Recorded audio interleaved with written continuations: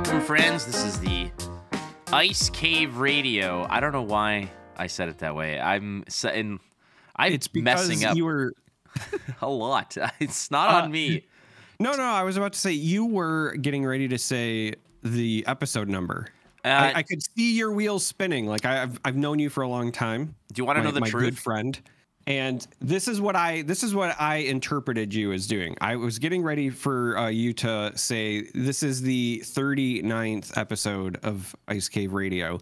And I think what happened was you went, this is and then you froze on both the number and what you were going to do. And you were like, Ice Cave Radio. That's what I thought happened just now. You're not entirely wrong there. So I think what my brain was geared towards was I was going to say this is the Instant Speed podcast. That's what I was at, because I need to get a lot of the week's recordings for all the podcasts done by like tonight, because I have a couple friends. Our friends Jordan and Elaine are coming to visit for this weekend, so I need to get all that stuff done, scheduled, edited. So I spent most of yesterday and today getting the entire week's worth of Instant Speed related tweets and video clips and etc. all scheduled and done, which that's why my brain is geared towards that. Usually you and I, so today is Wednesday, it's the 13th of March. Usually we record on Thursdays, and Wednesday is my flesh and blood, editing day, which today it still was. But unfortunately, that my brain didn't get a night's sleep to sort of put all that to bed. Still adjusting to the time adjustment probably as well. Yeah.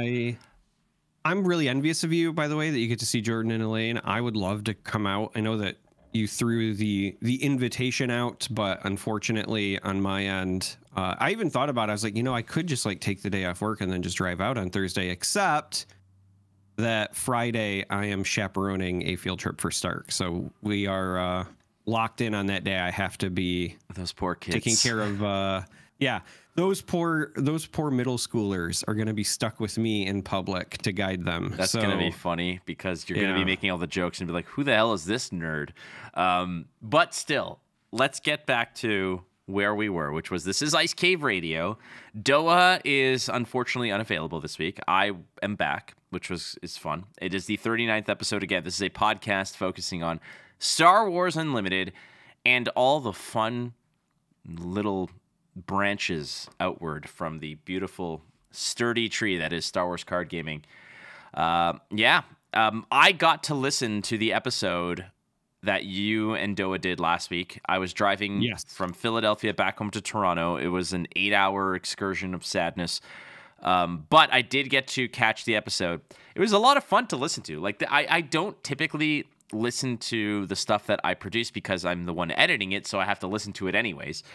But this was the first time, I think, in a long time that I got to just enjoy, and it was a lot of fun. However, I do have 2 bones to pick. Yeah. Number 1 bone to pick. You guys did the cave poll and did not announce the results. You talked about the cave poll, but you did not say what the results were. I was there. I'm like, what were the results? What were the results? And you never got to it. Again, it is what it is. We got sidetracked. That was an episode where we probably needed 3 or 4 emergency packs, but the second one was when Doa hit you with that trivia question, and I was like, ooh, good thing I'm not there, because I would have jumped in immediately to say punishing one. Yeah. So I was thinking a bit about that this week, because it's so funny that Doa and I mentally made the same connection. And I was like, why would we do that, right? Why would we both get it wrong? And we were both thinking of the ship visually versus the name differently. And this is what I arrived on, because this is how much it's bothered me for the past week. But this is what I arrived on. I think that my biggest issue in the reason that I keep trying to confuse which one is which in my head is because they are the Starship equivalent of the naming issue I have with Batman and Daredevil, right? So Batman and Daredevil, One of them is somebody who takes on a persona entirely based about conquering his fears. And the other one is a guy whose superpower is using echolocation. And if I said just that, you'd be like, well, clearly the echolocation is Batman and the other guy is Daredevil, the man without no fear. But you'd be wrong. They're mismatched. And if I said, hey, you have two starships and one has like this crescent shape with like a pointy end, and the other one is a giant block that looks like the head of a warhammer, and one of them is punishing one and the other one is Hound's Tooth, which would be which? And it's the Batman and Daredevil thing. So not that that's any excuse. I should know better. I apologize, much like I apologize to the Quarren people. I apologize to the bounty hunters, the scum and villainy out there. I should have known better. But I do think that's, I think, mentally why I had misassociated it, because the ship designs don't match the names, as weird as that sounds to me. I'll say, yeah, I do want to say one thing, that when you mentioned Daredevil, one of my friends, I remember when I was just getting into comic books, like really hardcore in like the year like 2002 or something, my buddy was talking to me about a bunch of stuff, and he says, yes, Daredevil, the blind man with the superpower of sight. And I was like, I'm like, okay, yeah, I get, you're right. So the whole reason that I am so aware of it is because Bosk in Houndstooth is a very playable Star Wars CCG card. Bosk in Houndstooth is what a lot of people play. And yes, and in short form, again, before the internet basically took us all away to this gigantic homogenized metagame where you can go to a website and pick a deck and go with it. There were like websites where you had to type out the deck that you were playing, and if 10 people saw it. So people would always short form everything. Instead of Vader's custom tie, it was Vader's Porsche. That's how you wrote it down. Vader's Darth Vader's lightsaber was just Vader's stick, things like that. Yep. And Bosk in Houndstooth was Bosk in bus, because he had a bus. It was a school bus. It was yellow, and it was just this. And I have it. It's in one of those binders next to me. But what's funny about the card art for Bosk in Houndstooth is that every other ship is like a picture of the ship. This is just a close-up of him. It looks like he's at an airport terminal watching planes take off. Like, he's just standing there looking out a window of this gigantic ship. Anyway, those are my two little bones to pick, because when Doa said it and you were describing the ship and he was agreeing with you, I almost ran off the freaking road, because I'm like, no, you donkeys. It's like, and what's funny is you both had the same idea, but you were both wrong. Now you did, as soon as I heard the little clickety clack of Doa on his computer Googling it, I was like, here comes the retribution. All the way from Futureland, Flake driving through rural Pennsylvania finds his victory, and it was punishing one. That's it. You know what else is punishing?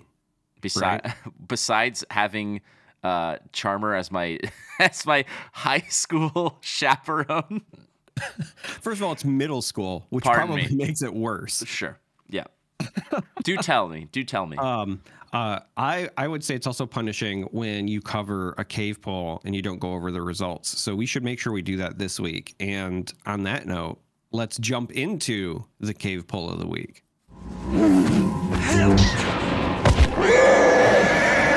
So this week's cave poll, coming out every Sunday on Twitter at Ice Cave Radio. The poll this week was a suggestion by you, actually, which was a great one too. And I'm surprised by the results, to be honest. I concur. What adversaries would you like to see on a future Star Wars Unlimited deck box? Now, a little bit of context here. Some of the deck boxes that were announced do have adversaries. You mentioned who? Yeah, so obviously set one, we have the Luke and Vader deck boxes and sleeves. And then for set two, the Shadows of the Galaxy, we know from the convention leaks that Game Genic had, we have the Mandalorian and Moff Gideon, but then they also had Kylo Ren and Rey. And all of those, to me, just scream, adversaries or opposite ends of the spectrum, right? You've got combatants or rivals or whatever terminology you want to use. And so I was just kind of extrapolating. I was like, okay, well, if, we have 3 of those now, I like to say, once is an anomaly, twice is a coincidence, but 3 times is a trend. So if we have a threesome, we have a trend. What are the other ones that you would want to see in future sets? And I was really excited about some of the possibilities, including the one that I chose. So I'll just jump right in there. I chose Ahsoka and Asajj Ventress simply because those are 2 of my favorite characters, and I think that when or if we ever get a specifically not just like prequels but like a Clone Wars centric style set, I think that those would be like the perfect poster children for that. So the other options, again, Ahsoka Tano, and Asajj Ventress was one of the options, which is the one that you selected. There was also Yoda and Palpatine. We remember when Yoda and Palpatine squared off in the Senate, which was a pretty cool fight. Like, it was actually. I mean, Palpatine was throwing Senate like pods at him, like just and it wasn't just I'm gonna throw it. He's like, I'm gonna spin it I'm busking on the boardwalk somewhere, and then we all laugh at like I am the Senate, but then literally the Senate seats were extensions of his will. Yes, it was pretty rad. I'm not gonna lie. And for the record, he kind of beat Yoda. Yoda kind of got busted up and ended up like chilling out with Bail Organa and stuff like that. That's pretty cool. I'm not gonna lie. The other option was Obi-Wan and Grievous. That is a pretty epic showdown. Yeah. Kind of went all over the place. You had, again, Ahsoka and Asajj Ventress. And finally, because it's you. Because it's me. Padme, Naberi, and Sadness, a broken heart. So they are definitely adversaries. Because that's what did her in, according to that robot. So yeah, it's funny because when I sent this as a suggestion, for those of you who don't know, Flake has what he calls the Charmer rule, which is whenever I respond to anything, 99% of the time he ignores the first thing I say because he knows that I am going to make a joke first and then I'll give you a real answer, right? Mm-hmm. It's just the way I live my life. I like to say life is too serious to take life seriously. So I like to make fun of things every now and then. And so when I sent this, I was waiting for you to go, okay idea. What do we actually put for the 4th one? But you didn't do it this time. You were like, perfect, tweeting it now. No, what happened was essentially, like you're like a pothole on my drive home from work, wherein I know exactly where you are and I'll just instinctively dodge it. This time I said, screw it. I'm going 100 kilometers an hour and just going to plow right through it and never even feel it. So I was like, let's just go for it. I'm not even going to contest this one. And that's what we did. It was also on Sunday when I tweeted this out. And I believe I was between rounds at SCG-Con in Philadelphia. Yeah. I have news about that, by the way, but let's get through this first. So So do you want to elaborate a little bit more about Ahsoka versus Asajj or? Yeah. For those who don't know, obviously Ahsoka and Asajj are both the apprentices to kind of main characters from the Clone Wars era. So Ahsoka was very famously Anakin's Padawan learner, and then Asajj was a Sith apprentice. Now, they're 2 of my favorite characters because both of them, in my opinion anyway, kind of iconically abandoned their teachings throughout the course of their tenure on that TV show. Asajj goes off and becomes a bounty hunter.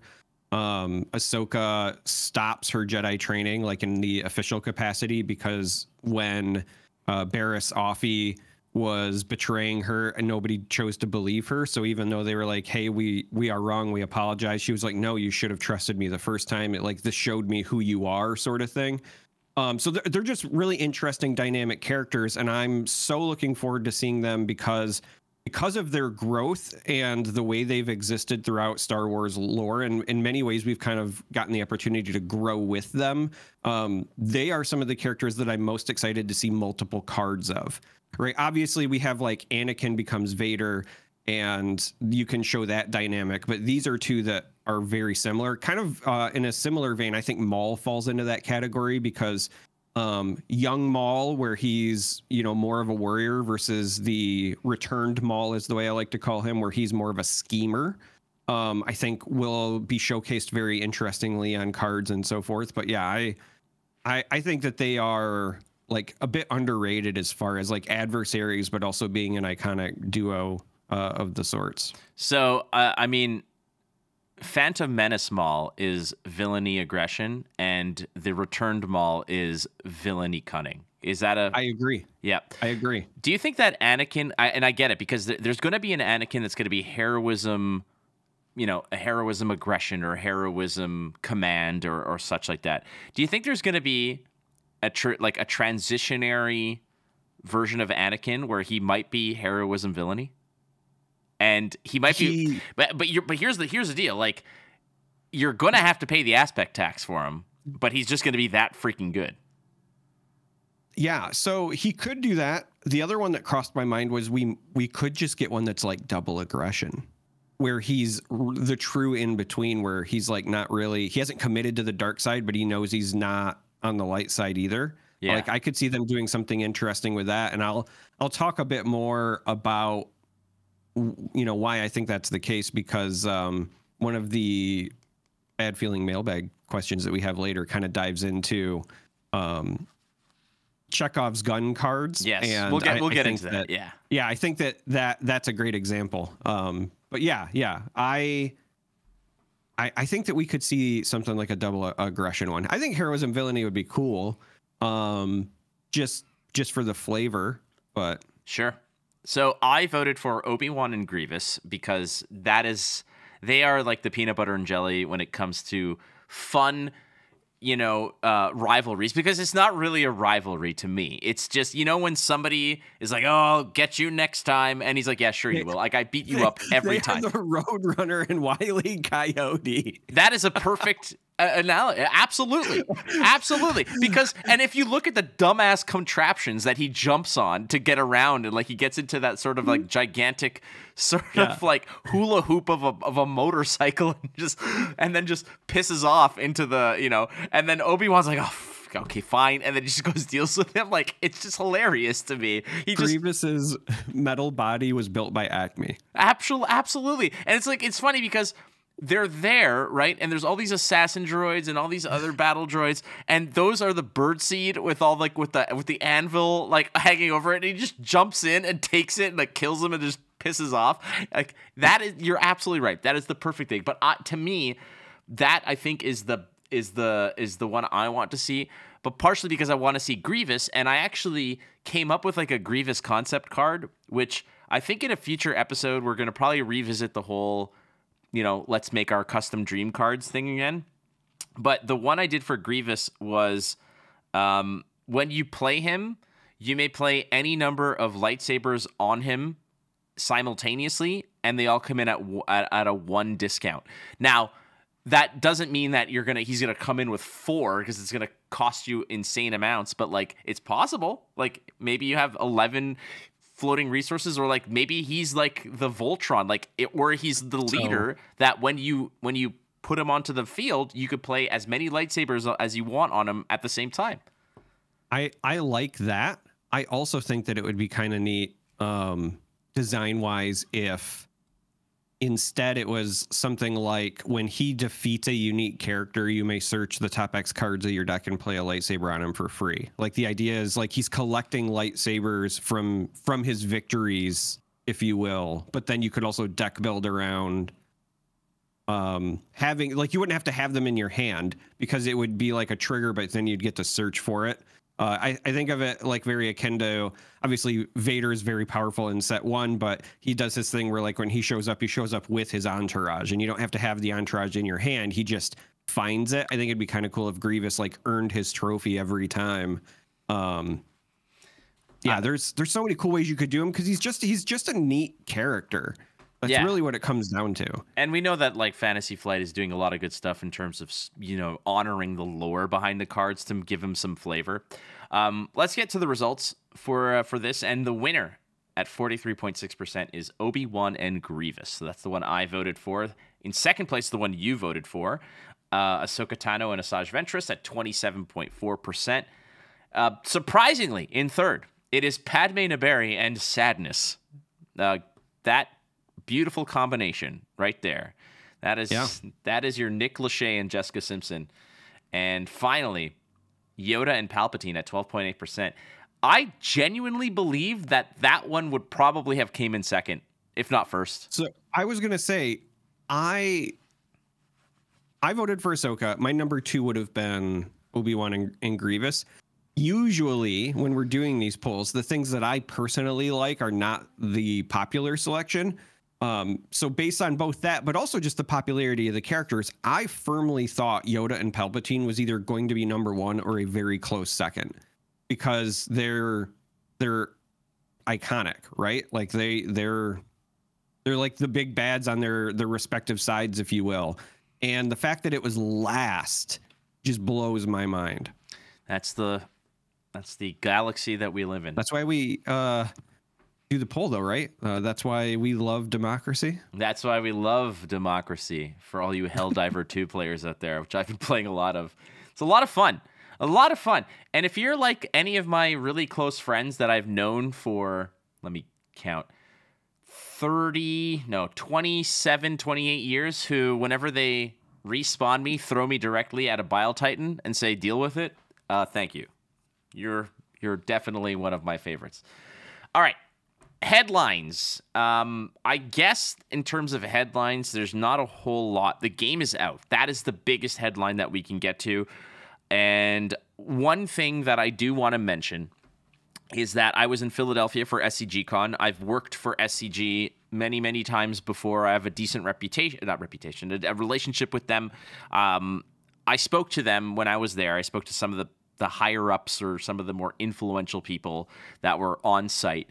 And they actually approached me. I was signing up for a Flesh and Blood side event, and they said, hey, what are you, I know you're into Star Wars, but that game is like pretty damn good. I said, I know. We're all over it. And I said, I've actually been kicking tires with you guys about having events. And they said, here's the deal. It's not confirmed, but we're looking to have something for Atlanta. Now, I can't confirm that. I can confirm that that was a conversation that we had. I cannot confirm that that's what's happening. But it is on their radar. It is something that they absolutely 100% intend to do. And I don't want to use this as an opportunity to drag other games through the mud, but I will say this. Flesh and Blood had an incredible showing. It was an 8-round battle hardened, which means there's a lot of people that were there. The Lorcana 1K event that was on Sunday was like 14 people, to the point where I had even told our friend Mike Torek, Nick Bolas, aka Nick Bolas, I said, dude, you could probably go buy a deck for like $75 and get in there, get in the mix, dude. They had a 2K or a 3K the day before, which was a lot more populated for sure. But the fact that their 1K was not banging, like our sealed event that we played, our Flesh and Blood sealed event on Sunday had more people than that, which was kind of spooky. And that was just for prize tickets. That all this to say is that they are very well aware of the demand, but that doesn't mean that you guys should not continue to pester and poke them. And that includes your LGS. If your LGS doesn't have an event schedule, and you and I know, Charmer, that there's a lot of skeptics that we are close friends with who have those decision-making powers that have kind of turned the corner and said, and have in black and white ink, I say so, said, I will admit when I'm wrong, and I was wrong about this. This game is amazing, and we are going to be supporting it moving forward. And so there's other bits as well. So I would say my addition to the headlines was going to be not even just that, like, hey, the game is good, or hey, there's more demand than we originally thought, but also I feel like, and this is a big kudos to FFG, the rollout has been smoother than I think people anticipated, because here locally, I know of a couple of our LGSs that have already sold out of their first wave. And then there's that immediate panic of like, oh no, is this going to be, like other recent releases? And they were like, well, no, because like we know we have another order coming on Monday or whatever, right? Like the game will be accessible. Also, very similar. I went from not knowing if I would have locals to now I have to like pick which ones I want to go to each week. Like there was one tonight. Now I couldn't make that one because I was at a work conference this week, and with my commute back, I wouldn't have been able to make that start time. But yeah, like I have options. So it's a great sign. I think I obviously have no idea what FFG's initial expectations were, but from my personal view, so far this launch has exceeded the expectations I initially had, and I was very high on the game. And from what else that you and I are privy to, I think it's just common knowledge by now. I don't think we're spilling any beans, but the first wave of the game was sold out. And that is an incredible sign, with more on the way. 500,000 clones with a million more on the way. That's kind of where we're at, and that's a good sign. That's great. That's great news. And for Jordan Kennedy, our friend, who, by the way, if you haven't already checked out our Discord, go there. There's in our community content. Jordan has a blog, like a TCG related musings that he's been talking a lot about Star Wars Unlimited, called the Possum Papers. Very well written, very insightful. Go check it out. He is bringing to me my case of SWU, because I got my case from Realm Games.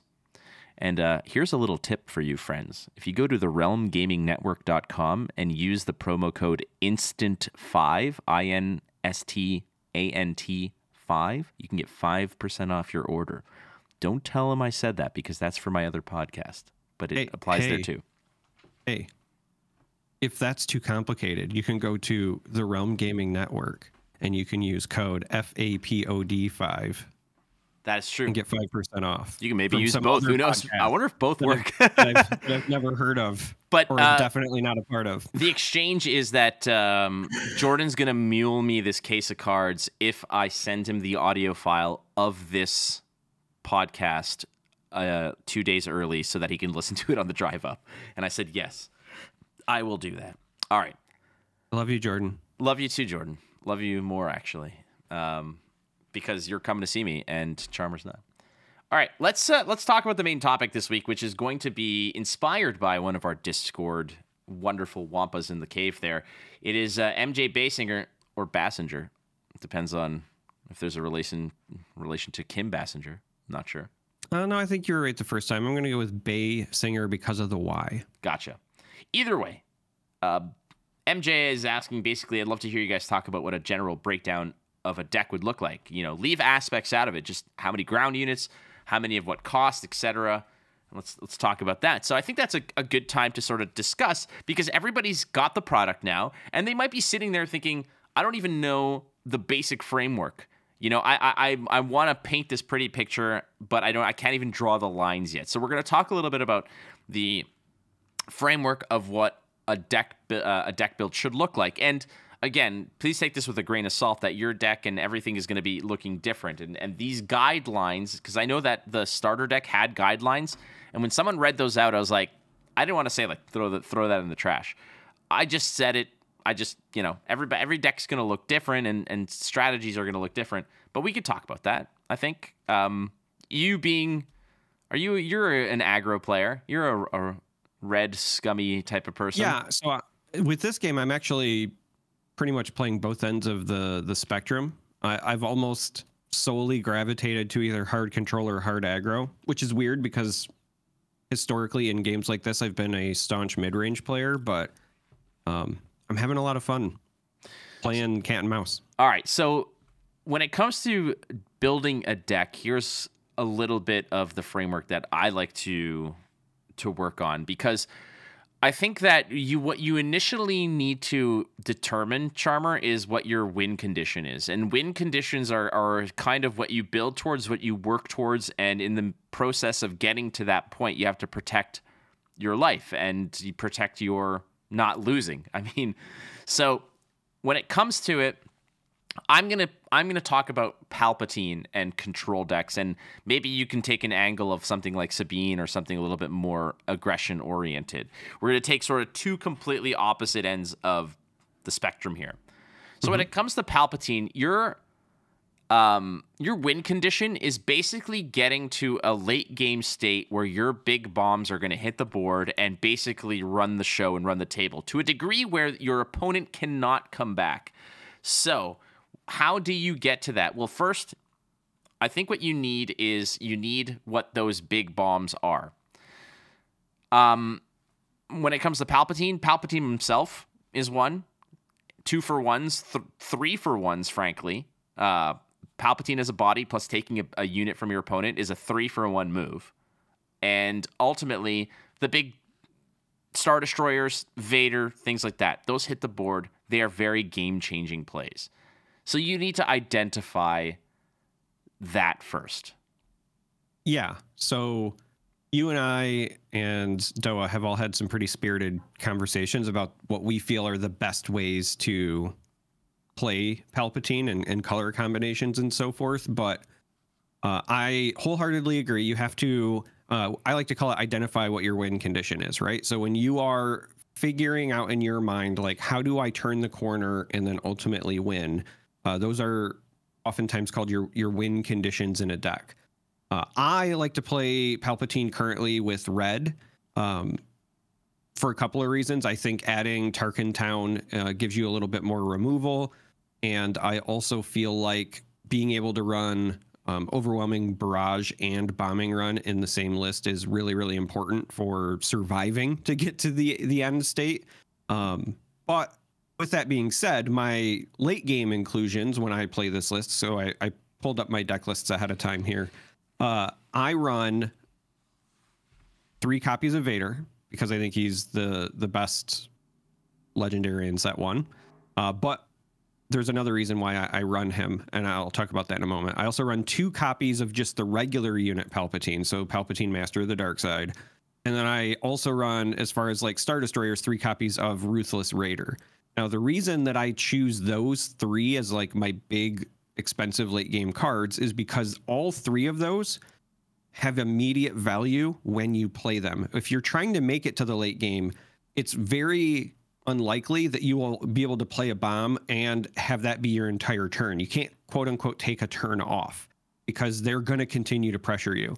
So all of those cards, when they come into play, are hopefully removing 1 or more units, as well as giving you a big board presence. Obviously, Vader has Ambush. Ruthless Raider has the when played and when defeated, you get to deal damage to something. And then Palpatine himself has the divide damage when played. So all of those are big threats, but they also still help you survive as well. So that's why I chose those ones. That's perfectly fair. That's a spirited debate, again, you and I have had, and Doa has been part of it as well. Ultimately, that's a main factor, is how am I going to win this game, and when am I going to win it? Am I winning it by turn 5, or am I winning it at turn 10, or wherever the hell we get to?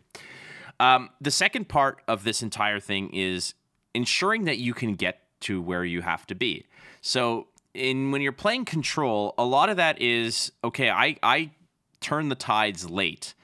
By late, I mean at resource 8. That's where I can turn the tides, but I have to get there as fast as possible.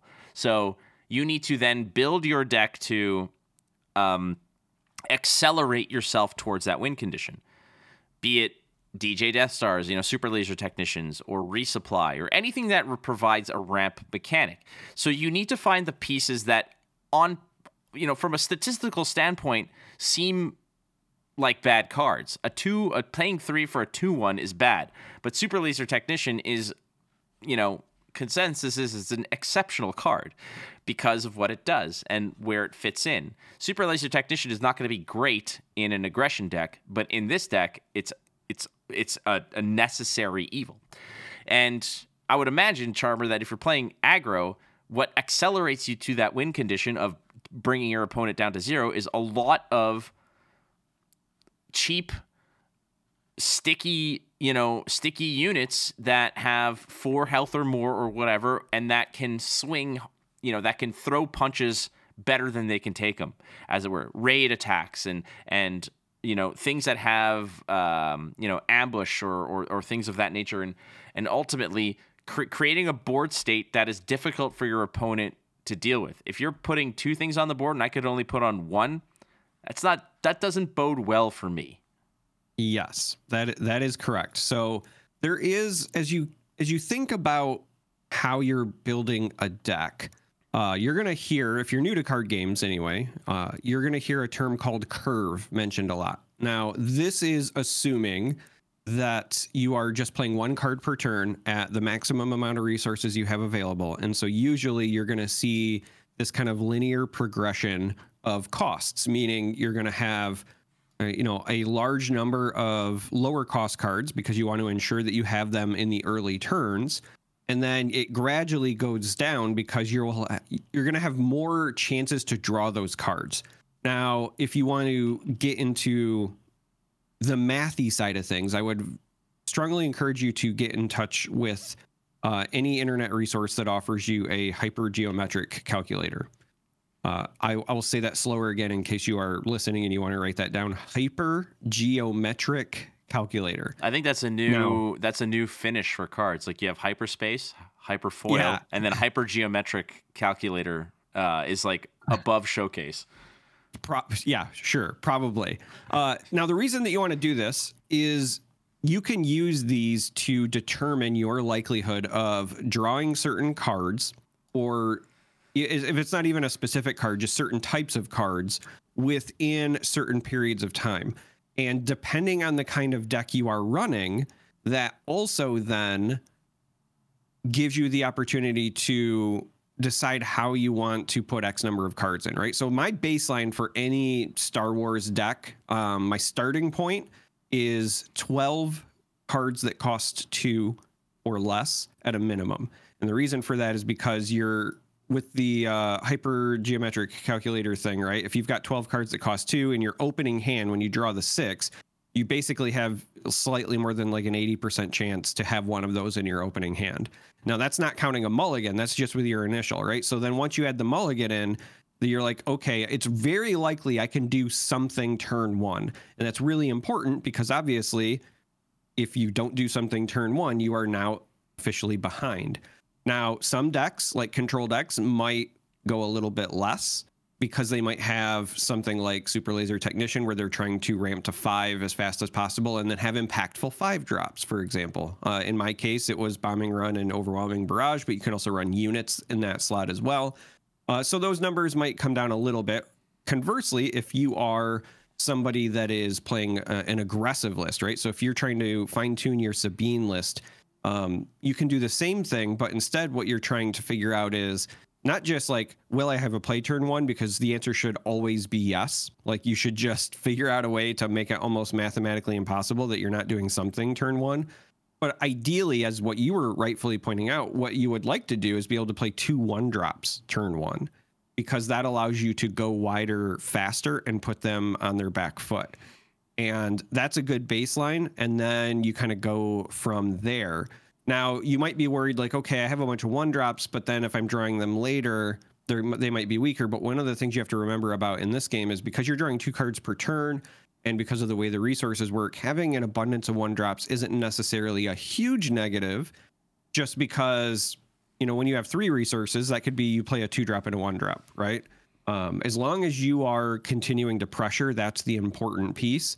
And then once you've established, you know, what you want as far as like ratios go, then you start looking at the quality piece. Like, what do I want certain slots to do? Like, do I want something that's just stats, right? Like Battlefield Marine is a hell of a card just for being in, you know, undercosted 3/3. Or, you know, on the other side, do you want cards like Spec Force Soldier where, you know, it's a 1-drop, but it might not be a real 1-drop because it's also kind of a combat trick in right scenarios. That's the fun part of deck building in my mind, is figuring out what goes into those slots after you figured out the ratios you're building toward. So with that in mind, then the next question is, okay, I know how to win and I know what I need to accelerate towards that plan, but what are those cards? Is there any magic or golden ratio? Well, it's going to vary based on when you want to win. And for, let's say, a Sabine list, Sabine wants to win by turn 6-ish, more or less. Turn 6, they want to be just pressuring damage like crazy. And to do that, well, what deals damage? It's going to be units. So the ratios of, well, how many space units, how many this, how many that do I want in this? There's no correct number, but there are going to be trends on both sides that will kind of, dictate. Like if you're an aggressive deck, if you're an aggro deck, you're going to be playing way more units than you are events. That's just the way it goes. But if you're control, a lot of the value from control is going to come from the events that are able to 2-for-1 things, or my 4-cost event takes out your 6-cost unit, so I'm ahead on that value game, etc. And then you kind of go from there. So a rule of thumb is aggro is going to be a lot more units, whereas control is going to be it's going to have its fair share of units for sure. However, there's going to be a plethora of events that are there to solve problems. So that is going to be part of it. Now, here's the issue is like, what are those kinds of units that you're going to want to put in the deck? So I want to just really quickly kick it here back to what we talked about a few minutes ago. For control, those units that you're going to be putting in have to do one of basically 3 things. The first is, how does this help me get to my win condition? And by that I mean super laser technician, tutors, things like regional governor. How does that get you closer to your win condition? Well, it ramps you and it slows your opponent down. That's great. It's kind of what you want. The second is, the second one is going to be, what units can I put into this deck that are going to trade well with my opponent so that I can put it on the board and it could potentially 2-for-1. It's going to cause an issue for my aggression opponent. So be it sentinels with big bodies, things like that. That falls into the slowing down my opponent category. Because if you have a 3-5 and your opponent only has two attack stuff, or 2-3 attack stuff, that's going to be a more difficult situation for them. That way, as they attack you once, you just kill whatever's left, and then you're slowing down their progress. And ultimately, the last one are the bombs that win you the game. Those are the units that you want in there. Your big Star Destroyers and your Vaders and your big drops. So again, just giving some of the viewers a bit of insight into our spirited debates. Another one that we had a big discussion about was the Royal Guard, right? Emperor's Royal Guard. I am a firm believer that breakpoints are also very important in games. So the Palpatine list that I run on the control side runs the Royal Guard with obviously officials to turn on the Sentinel. But the big reason that I'm choosing that over something like Cell Block Guard is because that 4 health to me is more important than the consistency of the Sentinel, because in my version, I'm also running, being red, bombing run, right? So the breakpoint there is that I want something that if I bombing run the ground arena to eliminate all my opponent stuff, if my Royal Guard is still there and it hasn't, traded or anything yet, it survives. It leaves a presence, right? That 4th health is really important.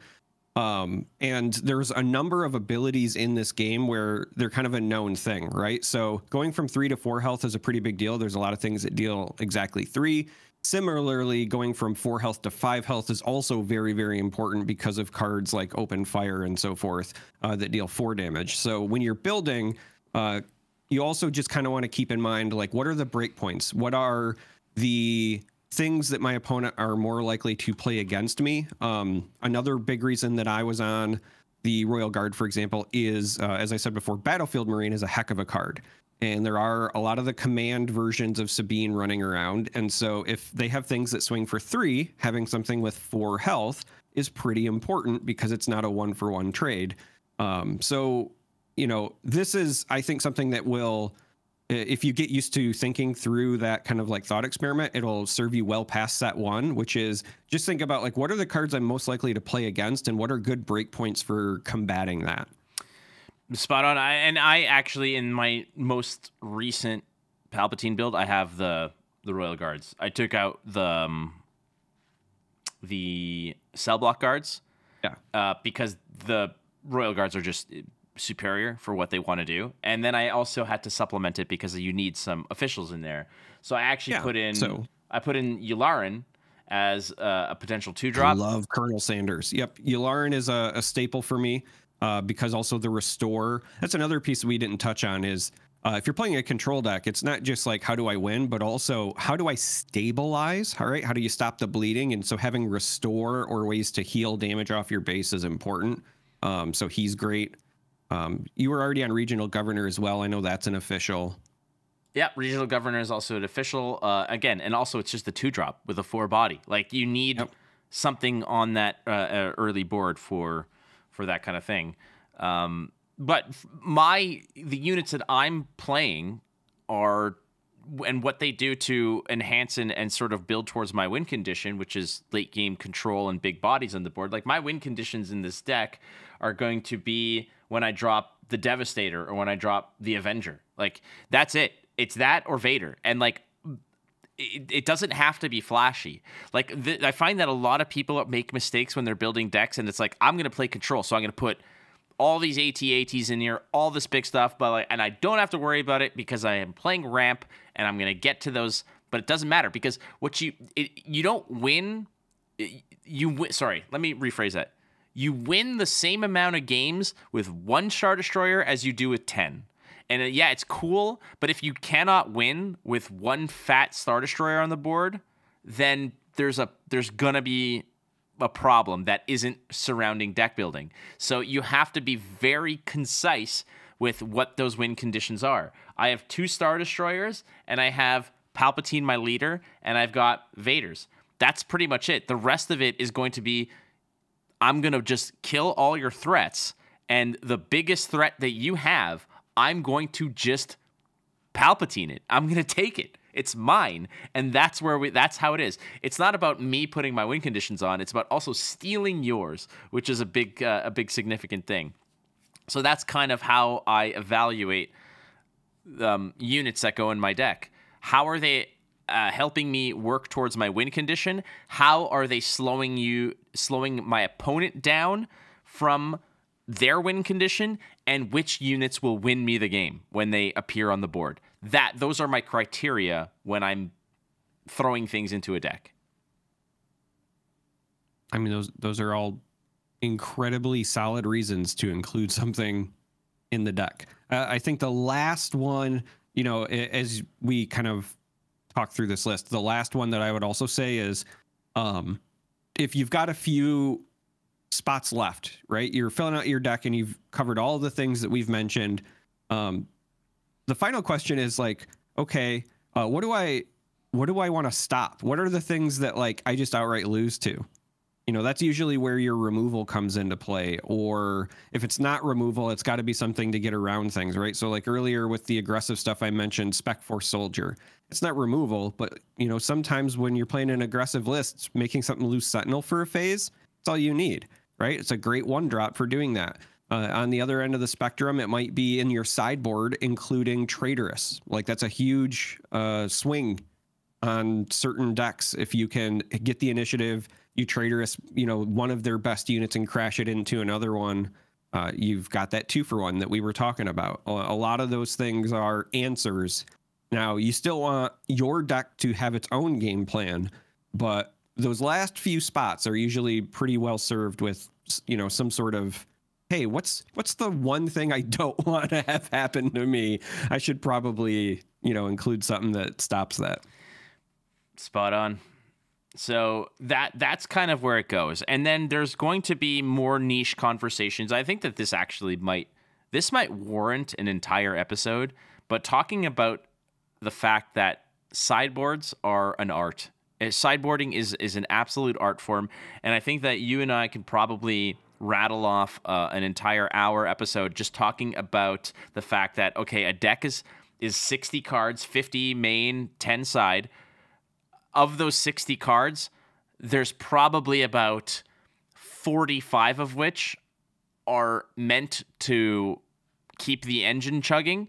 Then there's 5 main board that are built based on what I suspect the major meta is, and then the 10 are basically what I suspect all the fringe meta and what I might need to help me out in certain situations. So the other thing that I will suggest to people is don't necessarily concern yourself too much about, well, I need 20 units, I need 10 space units, I need 10 events, I need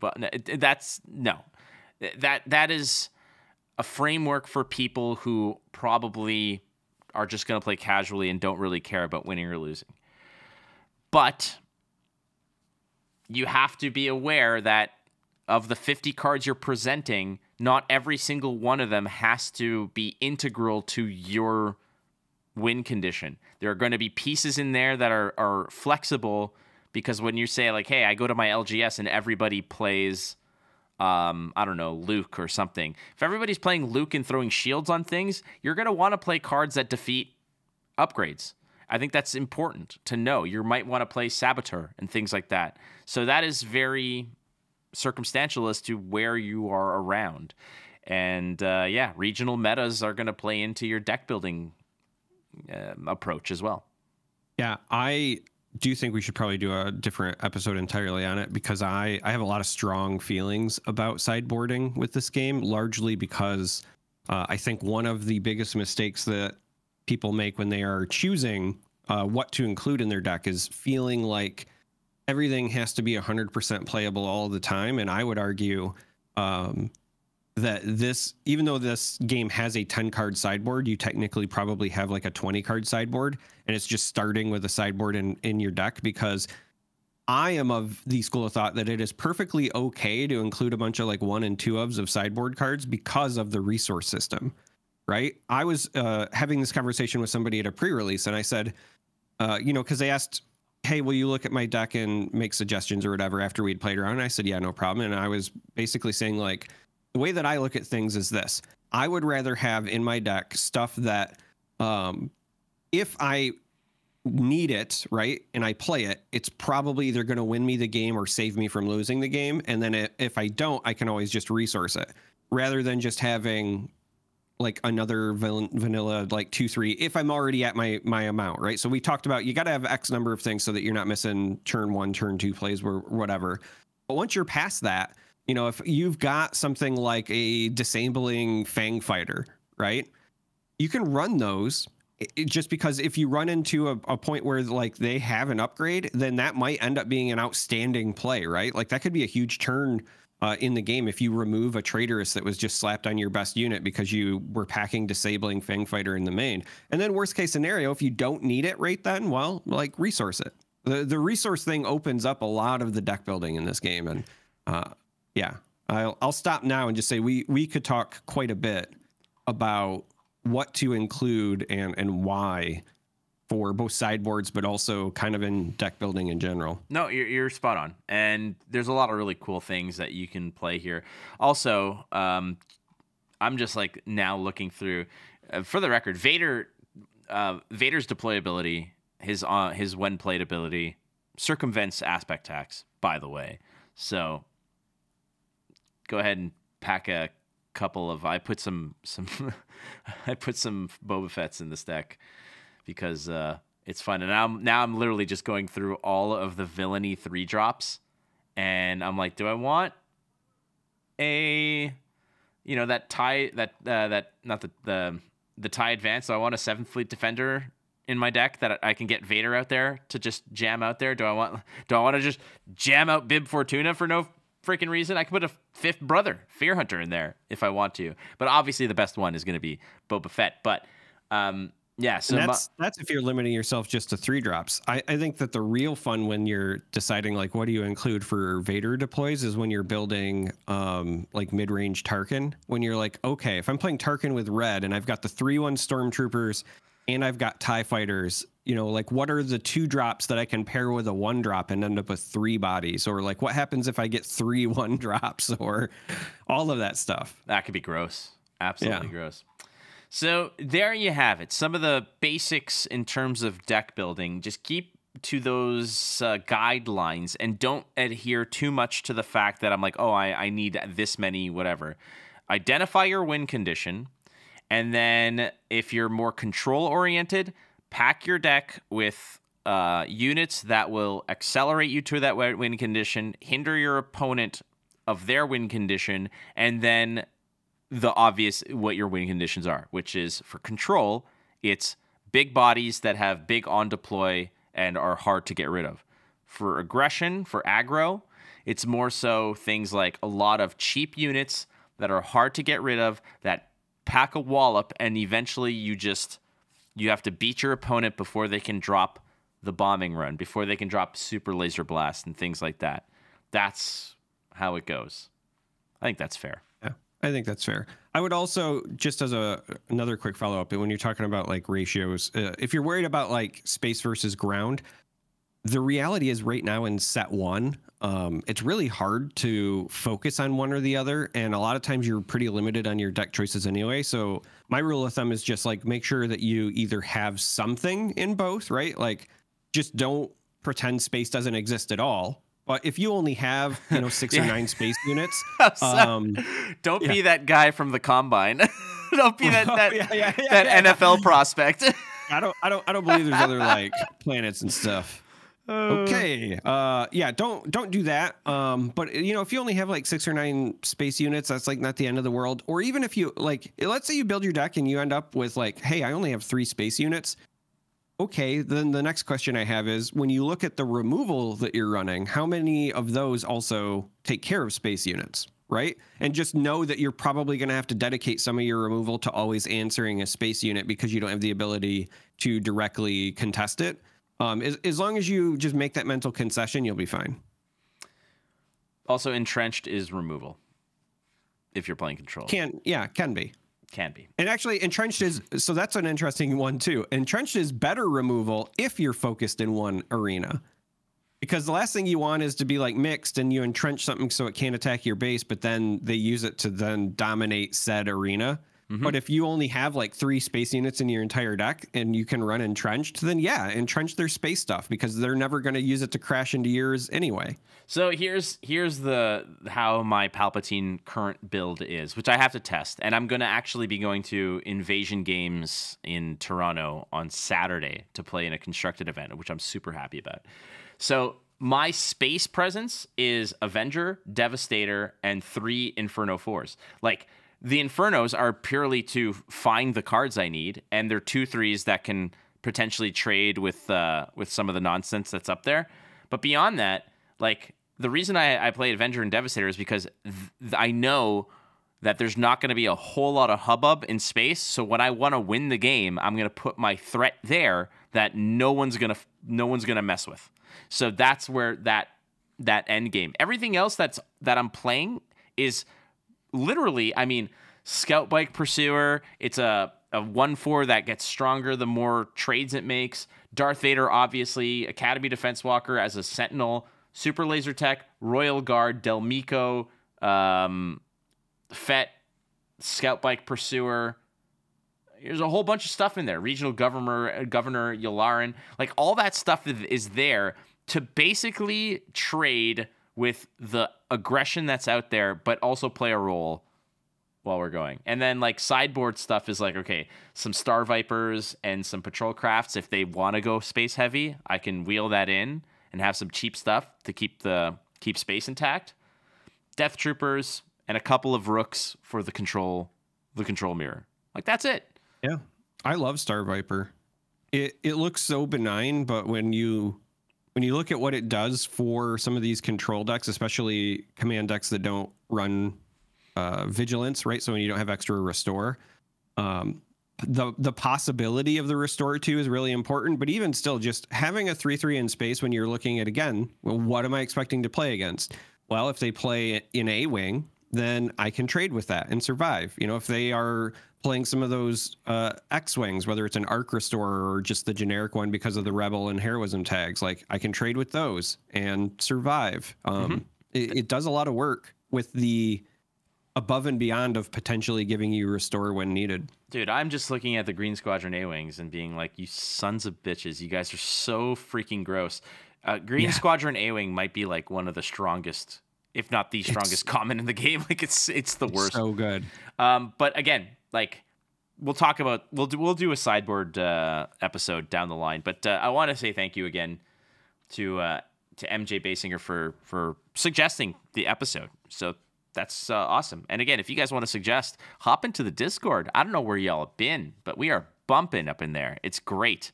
And I think I've said this. I said it in the Discord, but I just want to thank everybody for what has been an incredible couple of weeks for the podcast and obviously for the game. But last week, 2 weeks ago, we doubled our numbers for our episodes, and this previous week, the You and Doa episode well exceeded that. So we are on a roll, which is shocking because without you, maybe that's a sign. No. Like, you are definitely the person carrying. Like, you've got the big backpack, my friend. Oh, that's not true. The big backpack is held by the community and all the Wampas in the cave. So there we go. But I mean, I will say this: like, there will be times, for example, when you're just kind of holding that backpack, and I'd be like, hey, we just cruised through this 39 episodes, Charmer, and oh my God, we went through this entire long journey, and we're back here. All right, we're at the car. There's so much weight on my back, Charmer. I just look at you. I said, okay, I just need the keys to the car, man. And you look at me. And you don't have them. What do you say? I say, I have a bad feeling that I may have left my keys in my sling back at the restaurant. I got a bad feeling about this. I have a bad feeling about this. I've got a bad feeling about it. Quiet. Is that a thing that had happened to you? Not the keys part, but yeah, the sling. I do remember the sling thing. Somewhere. Yeah. Where was that? Was that in Baltimore? That was Pro Tour Baltimore for Flesh and Blood.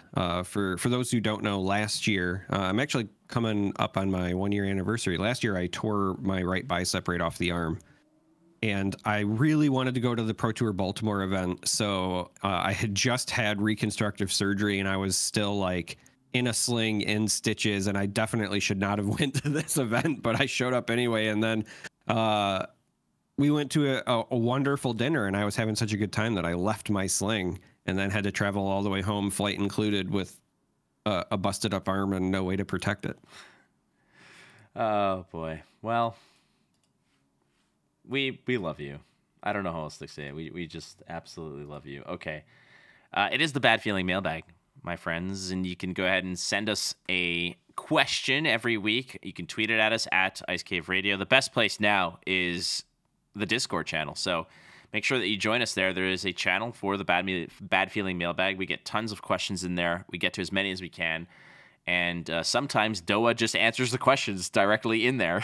So if you want to hear Doa's answers to some of these questions, you'll have to go into the Discord. But let's make it happen. Do you want to choose one first?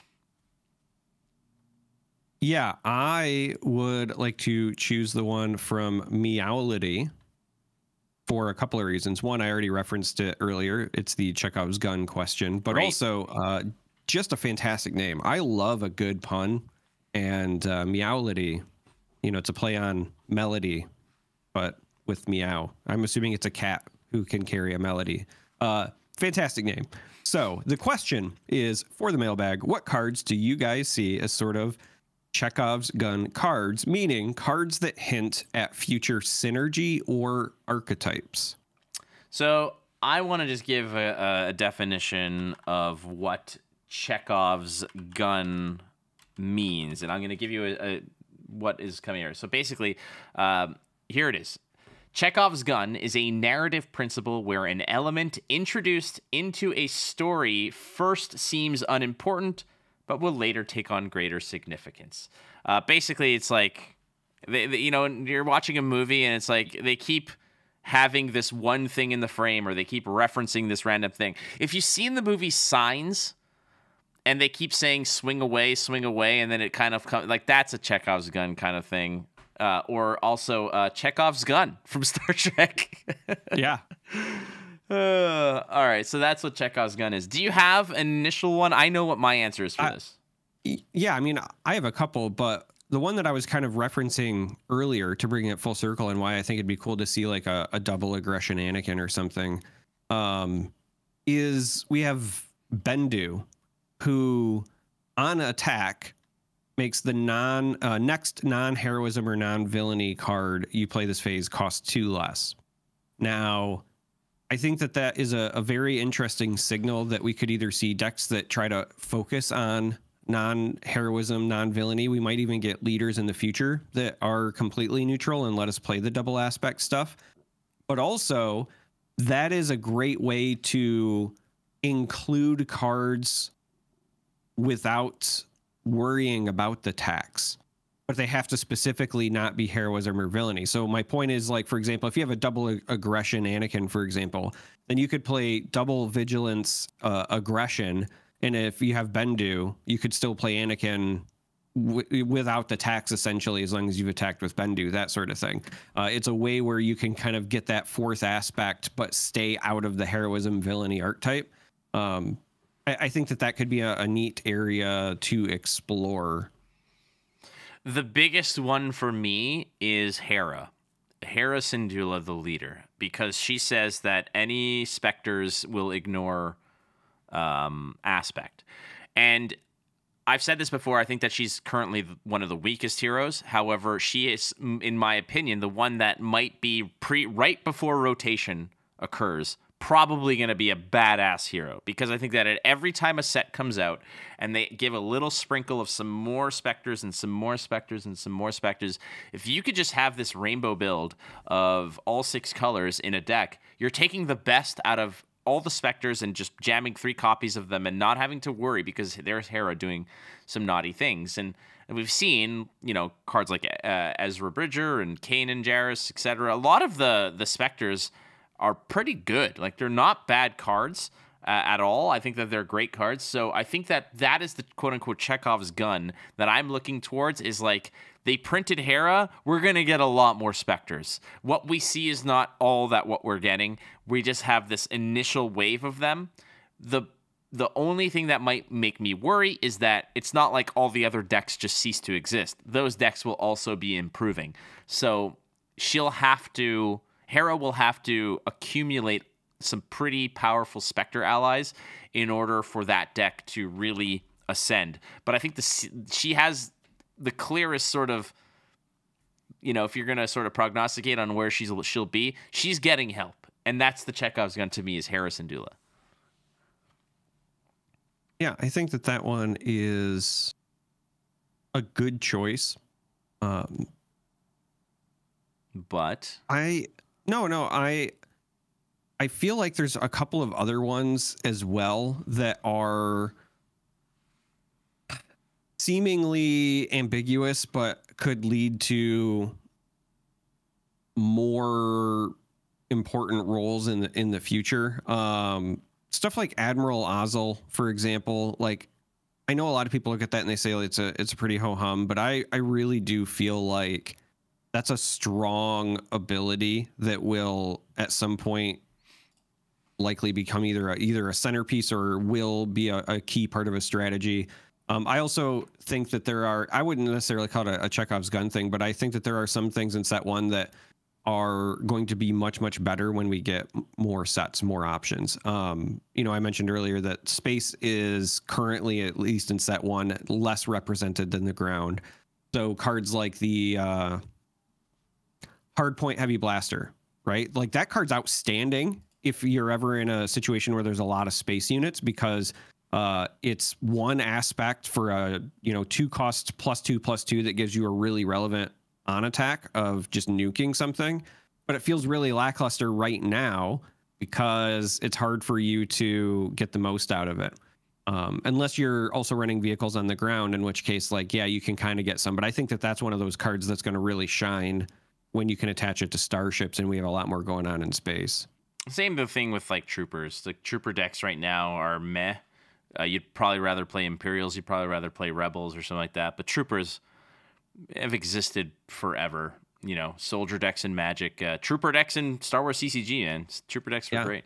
Or the fringe stuff. We already know the name, right, of the next set, Shadows of the Galaxy. We know we're getting Mando and Moff Gideon. So I could see both fringe stuff, but also just more of the cunning suite in general becoming a a bit more important. So I think of like the Bib Fortuna, Jabba the Hutt interaction with tricks. I think that's another great shell that could become much more important as we get more tricks. Yep. No, that's a great one as well. Absolutely. The Ardent Sympathizer synergy deck as well is going to be great. Yeah, it sympathizes with killing. The other one that I'm thinking of is initiative related. Owning the initiative. Yeah, I think they've already got stuff like that, which is great. One of which is in my Palpatine deck, which is the Star Viper. The Consortium I have Star a Viper. question. Because I think I could fall on either end of this. I think it's legitimately a coin flip right now. Do you think they will ever print cards that say, when played, if your opponent has the initiative, take it? Ooh, does that end your turn? I mean, it has you to, could right? add that, like, yeah, you could add that as a stipulation as well. Like, Oh, it so could you're take the initiative and end the turn, but the idea is like they end their turn and they take the initiative, and you might get to play like 2 more cards, and then you play. Might even be overcosted, right? Like you might have to pay like 4 for a 1/1, and it ends your turn, but you steal the initiative because that's obviously something that was important to them, right? I could go either way, because on the one hand, that seems like a very interesting dynamic, but also it feels like, at least right now with just that one, it feels like it's breaking such a core tenet of design for the game that I go either way on that. Well, here's my thoughts on this, on that particular thing, because the immediate thing that I thought of is like, that is great for a Palpatine deck. Palpatine likes to do their stuff.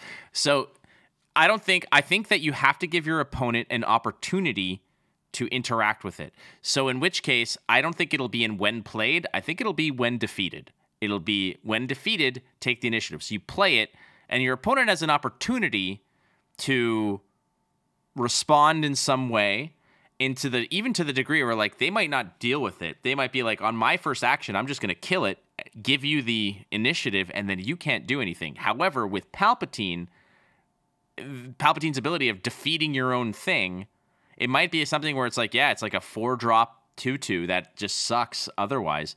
But the when defeated is take the initiative, and it's like, well, I got 1 floating, so I'm going to use the Palpatine, and I'm going to defeat it, and then take the initiative back.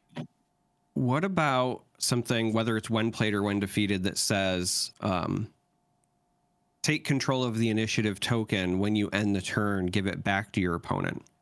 So the idea is like, I might not have the initiative, but I could play something that steals it theoretically for the now to turn on my Star Viper. Yeah. Right? Because I could see something like that where you don't get to keep the benefit of initiative, but you can turn on cards that care about the initiative. Yeah, okay. So that makes sense. But again, that sort of wheels us back to the starting of the question, which was the Chekhov's gun, sort of the breadcrumbs towards bigger things, which is, the gingerbread house that we're all hunting for here is initiative-based bonuses, and we see a little bit of them. So yeah, I could see that too. All right. Next question, I'm going to go to our friend Jordan of the Possum Papers. Jordan asks, how do you balance your time between content creation and actually playing the game to accomplish your goals? There's only so much time in the day, so I'm curious how you make it all work. It's a very good question.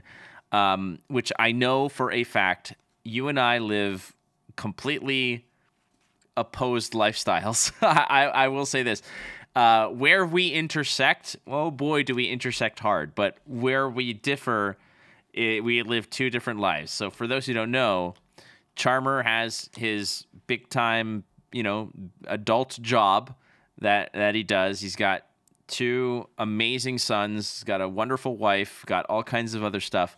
I have a pigeon that visits me every day, like right over there. George the pigeon goes right there every day around 10 a.m. and watches me work, and then pisses off for runs his errands and does whatever pigeons do, and shows back up around like lunchtime, and then pisses off again and shows back up, and he sits right there and stares at me for hours, and to the point where I put a little bit of birdseed for him, because I'm like, all right, well, I guess we're roommates now.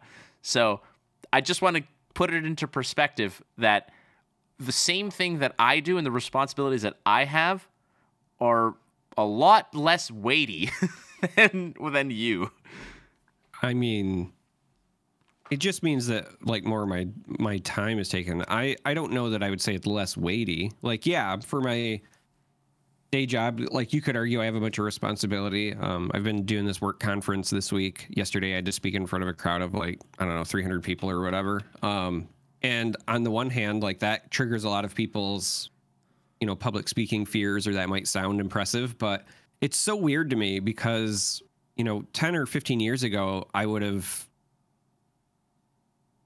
thought more of that, and I'm not downplaying it, but it's also just weird because now between esports and card game coverage and whatever, on the one hand, I'm like, yeah, I spoke to a room of like 300, you know, professionals, but also I've been live on camera in front of like 20,000 people before. You know what I mean? Like, yeah. And I know that you're right there. You know, like on the one hand, you could say like, okay, my stuff eats up more of my time, but you also have a very busy lifestyle with your travel, with your commitments.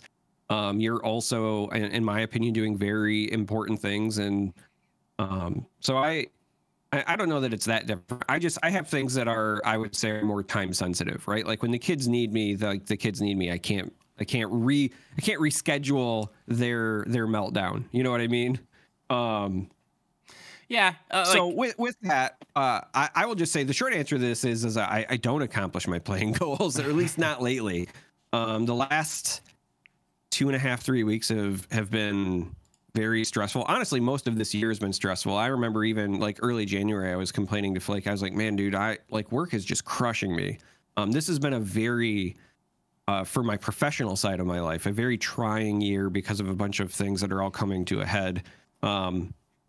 So it has been eating up a bunch more of my time. Now, when things are a little more normal, the way that I balance it is usually just scheduling. Like I have to set aside time to play the game, set aside time to practice, set aside time to, you know, make content, travel to events. I don't get to go to every event that I want to. I don't get to go to every, you know, weekly that I want to, but the ones that I do get to go to, it's by setting aside time. And then the other way that I do it is like, usually if I'm on break at work, like I take a break from my day job work to do content related work. And sometimes that's making stuff, but a lot of times it's also research. Like that's when I'm keeping up on the metagame or watching other broadcasts, right? Like if I'm trying to stay on top of who won the most recent, you know, Flesh and Blood event, or what the hottest Star Wars Unlimited deck is, or, you know, what's happening to prices on TCG Player. All that stuff happens in my like 10 to 15 minute break windows where I'm just like fervently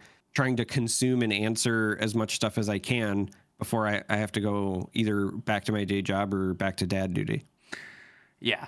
I mean, again, like you said, a lot of it is just time sensitivity that you cannot ignore. I do this for a living, and I think that's because, again, when it comes to like leisure versus profession, I don't have a distinction between the two. To me, it's all profession. Like it's all you know, content creation is my job, and it's so weird to say, but that's what I work towards, and now I can do it. It's not a lucrative lifestyle, but it's a happy one, and that's the goal that I set for myself, which is that I want to wake up doing what I love to do. And ultimately I am spending between 6 to 8 hours a day either recording, editing, marketing, you know, preparing, writing notes, doing things like staying on top of stuff, emails, all this stuff.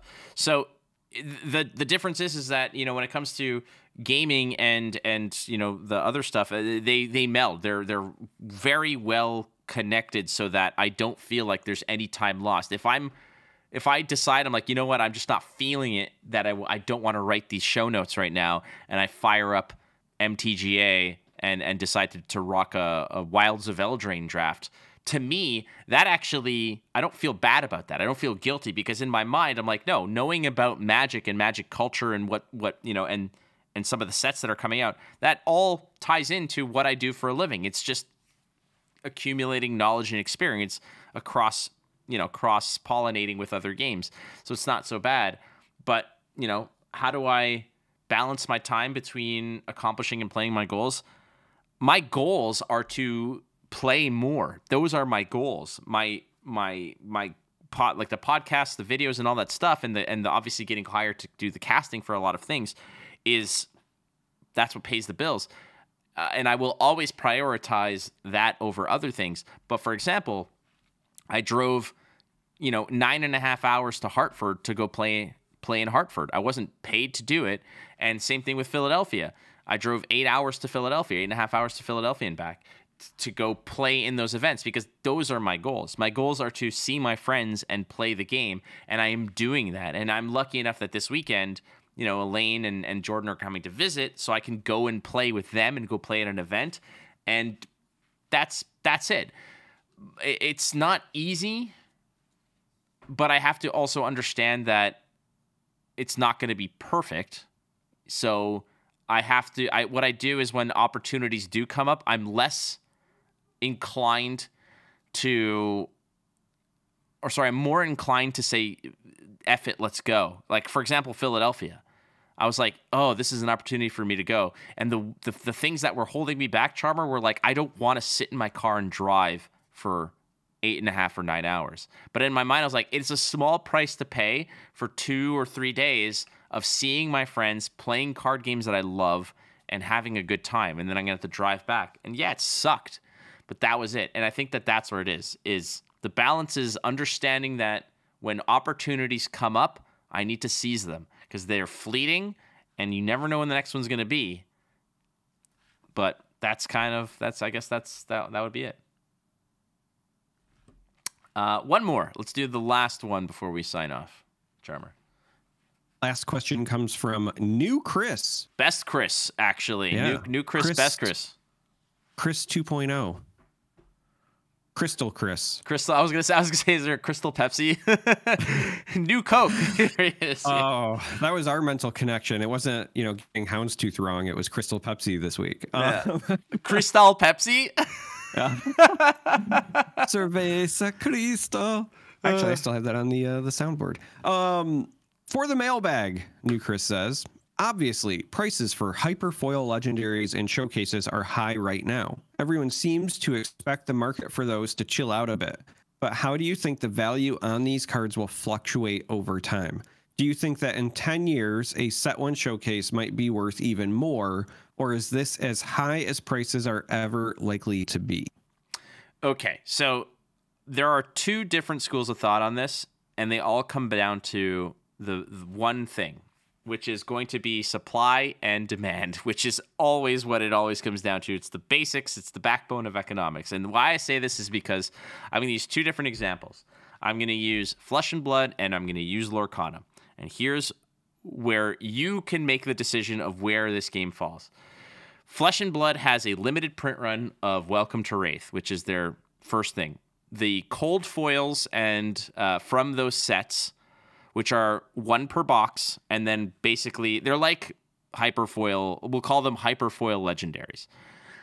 They're like one per box, about more or less, and you might hit a crappy one, you might hit a super sought after one, and you might hit the big time, which is like a quote unquote showcase, which is the Fabled in those sets. A Fabled, the Fabled cold foil from Welcome to Wraith probably gets you about 10 grand. That's where it is, which is a far cry from what they were selling at, which was like 20 to 30 grand once upon a time. So those are actually falling because demand for them is also falling. But there's a limit to how many of those are in print. Much like if you can get your hands on a Black Lotus, it doesn't matter what condition it is. If it's authentic, you get it because there are only a finite amount of them. When Lorcana came out and everybody was ultra horny for those enchanteds, they were selling for thousands of dollars on launch day, and now there are a few bills. They're a couple $100 because people did not realize that there was no first edition print. There was nothing that differentiated the enchanted you opened on day one and the enchanted you opened 2 years later. There was no distinction. They just kept printing them and printing them. And the thing about it is that Ravensburger said we're going to print them and print them and print them. They were very open about it. There was no secret there. And I believe that Star Wars Unlimited is doing the same thing. So to answer your question, unless I'm wrong about that. Well, so that's... I didn't want to interrupt your flow, but that's ultimately what it comes down to in my mind, which is that they haven't said either way. Now, unless I'm wrong, I haven't seen publicly anywhere where they have said that they will forever print to demand, but I also have not seen them say there will be a distinct cutoff point. Sure. So if there's no distinct, so when they said our first run is over, like it's sold out, but we've got more coming, that to me is saying they're going to print to demand, which I think is a completely fair thing. And I don't see why they wouldn't. They sold out everywhere. Let's get more. Now, when I say sold out, the warehouses sold out. Your stores might still have some. That said, when it comes to the prices of things like showcases and whatever, I'm a staunch believer that 9 out of 10 times, the best time to sell your cards for max value is the day they come out, is that day one, because it's from there, it is a significant trickle downwards. Now, that isn't to say that a card might work its way into a deck and suddenly become awesome, that somebody found something out and it's like, oh, this card is amazing now, much like in Flesh and Blood. Swing Big. When Swing Big came out, no one was playing Brute. You can get that card for $2. Now they're $30 because everybody's playing Brute, and that card is great. So all this to say is that those showcases, if they're going to print them into oblivion, then there are infinite, there's seemingly quote unquote infinite of them available. You just have to find them. You have to open them up. It's not like, hey, I have one of 1,000 ever printed. It's no, you have one of however many, like any, until they decide to stop printing them. So prices will continue to go down. So I will say that my advice for this is, if you are looking to flip things for value, you can't go wrong doing it now. If you are prospecting and thinking that these things are going to hold value, the only things I would ever think would hold value or increase are the showcases. I don't think that the hyper legendaries are going to, unless in certain cases they're like iconic characters like Vader or Luke. Beyond that, I think that you just sell them. Like if your objective was to flip these cards, now is the best time in 9 out of 10 circumstances. Yeah, my answer, this might come as a shock, but it's a bit more nuanced and long-winded. So I will try, because that's the way I always answer everything. So I will try to cut this down. My answer is very similar, but I think that there's a little bit more that goes into it. There's a phenomenon called price memory that sometimes occurs, and so if you're not familiar, you can kind of just like Google what that is. But it happens a lot with trading card games. For Flesh and Blood, for example.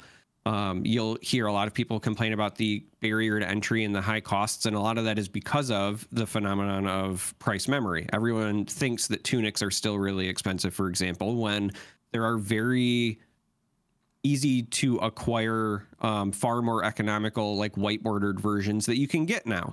But everyone remembers, because it was X value for a certain amount of time, that established that quote unquote price memory. So it's hard for people to like mentally wrap their head around that it's not that anymore. So if for whatever reason demand stays high and not enough new product is open, even if FFG is printing to demand, even if they're doing that, if not enough stuff is being opened to meet demand, you could see a scenario where the showcase prices kind of lock themselves in long term because of that price memory phenomenon. But I do agree. I think most of the time, the most profitable time to sell things is day one. I also will be fully transparent. I don't do that. I hate selling cards. You said it was based on laziness, though, right? I say laziness, but it's hard work. But it's laziness. It's hard work, whatever. So like, it's not something I do, but I do also fully acknowledge that usually day one is the best time to do it. And the reason for that is because usually those early days are when you have a large number of players who want things and only so many people have opened their stuff. So there's less of it on the market. And so the prices go up until eventually when a bunch of people have opened their stuff, and over time, as more people play in sealed events and draft events and whatever, all that stuff kind of flows in, it comes down. And then it usually only spikes again when, as you said, if a new deck pops off and a card that was not sought after before is suddenly sought after, those prices will usually go up, even if it's just for the short term, because a lot of people don't have them listed because it wasn't worth their time before, right? So there's this thing where like a buyout happens, but it's not that there's none available. It's just all the ones listed are gone. So you see the prices go up. Now, as far as like prices fluctuating long term, I think that you'll see the biggest fluctuations when there are outside forces. So new sets, rotations are a big one. But something else to consider, because we saw it recently with Flesh and Blood, is anytime that the game is entering a new market. So with Flesh and Blood, for example, the game was not available in Japan directly for a long time. There was no Japanese product. It wasn't directly being sold there. And then when that opened up, we saw spikes across the board. Why? Because demand just like doubled overnight, because you had all those new players that had access to the game that didn't before. So if you have new markets that are opening up, sets rotating, sets releasing, those things will all make things fluctuate. Could be up, could be down. The only other way that you're going to see your big like long-term growth is, and that's something that's incredibly hard to predict, is whether or not the game is still going, right?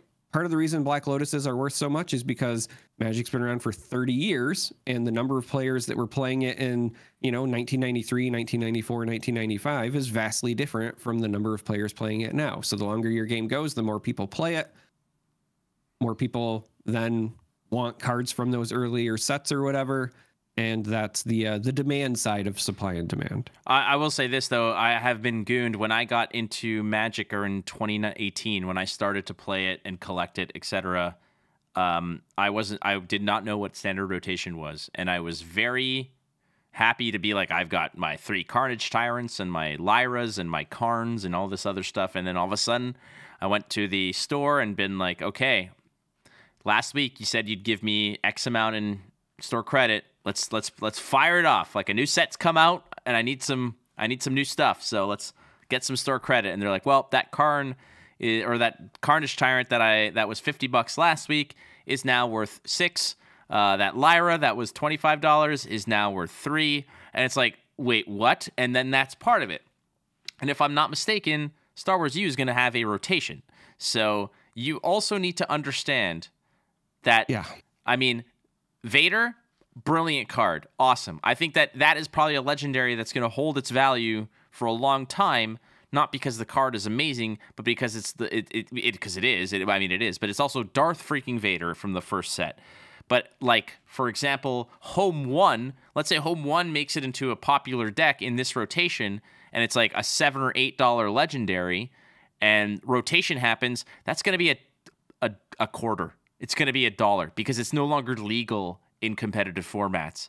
Yeah, it's Home 1. Yeah, it's a legendary. No one cares. Last week we cared because it was legal. This week, a lot less. So that is another factor into this, is the fact that once the rotation swings in, a lot of those things that you're holding on to, unless like a vintage or like a legacy or dare I say, an unlimited format surfaces that where those cards are playable, those cards just turn into more bulk, more fodder for long boxes and binders and stuff. Yeah, I think that the format thing is another good one to mention, because there are also cards historically in other games, Magic, for example, that were not really that sought after until Commander became a thing, right? Mm-hmm. The roots of Commander come from a format that was called Elder Dragon Highlander. And that might be the best example, because I remember the Elder Dragons were bargain bin if you were buying the white-bordered version. Obviously, the ones from the actual Legend set usually retained value because it was a hard-to-get set. But when you got like the white-border ones from Chronicles, nobody cared, right? Like, they were a quarter. But then when EDH, now known as Commander, started popping off, you saw a lot more demand in those things. So it's not just rotation, but also like new ways to play the game can also absolutely fluctuate prices. Definitely. Absolutely. So be wary. And I will never suggest or encourage somebody to treat card games as a stock market or as the way to, be to get rich or whatever. Does it happen? Yeah, it happens all the time. Our boy Nick Bolas has a binder of 100 plus Arclight Sentinels because when they announced new Prism, he's like, this card is going to be busted. And he bought them all out at 50 cents a piece. And now they're like $1.50. But still, tripled his money. You know? Tripled his money. Like, you can absolutely make money. I mean, obviously, it's a business because you have people that do it, right? There is clearly a way to be lucrative. But if you're going to do that, just don't treat it like an investment. Understand that like you are going into business, and with any business there is a lot of risk and a lot of work, and it can be very rewarding, but know that nothing is certain, and you definitely should not take your advice from us. You should take your advice from business people, which we are not. So yeah, there you go, New Chris. Thank you so much for sending that in here. Yeah, 95% of the cards are going to lose value over time. Those 5% of the rest, 1% or 2% will retain, and maybe 3% will appreciate over time, or maybe it's even less than that. But yeah, I think showcases. I mean, people are going to want them because what I think is going to happen is like if a deck becomes popular and the OP season comes through, how many times have you and I played or casted matches where the people who are playing these games, there's an appeal to having a cool foil hyperspace card that you play and then it gets removed and it goes into your discard pile. But it's a whole different thing when your base and your leader starts on the game and remains there, and people will see it the second they start the game, and it'll be the last thing they see when you pick up your cards and go. I mean, that's why like Flesh and Blood is so awesome for blinging out your deck, because you start the game with like 6 or 7 cards on the board. And so people want those pristine cold foil alt art kind of bangers. Yeah, I was about to point that out. And the other thing that I was going to say as well is, if I was going to pick a reason why I think showcases could also retain value, it's that I'm just going to go out on a limb and say we won't get a lot of repeat leaders in the first few sets time. So as somebody like myself, and unfortunately I like leaders that also happen to be good in the game, but like I'm a big Sabine fan. We've said it a million times on the show, and I'm a big Iden fan. I love those characters. I would be shocked if I got another Sabine leader or another Iden leader in the next 3 sets. You know what I mean? So I 3 years maybe, yeah. Right. So I want to get those in showcase because they're my favorite characters, and this is the only way I can get like the coolest versions of those characters. So that is another reason where I could see the showcases definitely holding up their end of the bargain in terms of value. Like, look, the same way with you and Sabine, like I want that Palpatine. Like, I'm not going to go out and hunt for it, but I might trade a whole bunch of stuff for one, you know?